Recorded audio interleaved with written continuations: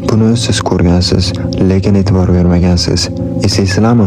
O'zbekiston U20 terma jamoasi 2023-yilda va nihoyat Osiyo chempioni bo'ldi. Barcha futbolchilarimiz yulduzga aylanishdi.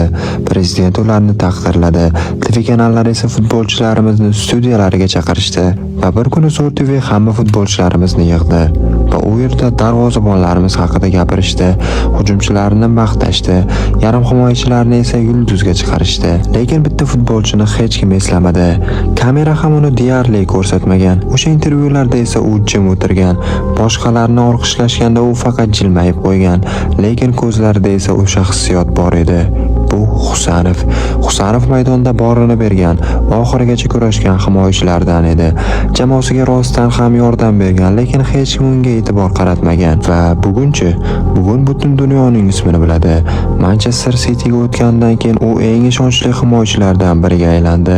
Endi uni Angliyada ham hurmat qilishadi. O'sha paytda e'tibor bermaganlar ham bugun unga qoyil qolishmoqda. Xulosa esa shunday: agar sen chindan ham kuchli bo'lsang, ertami-kechmi seni baribir tan olishadi.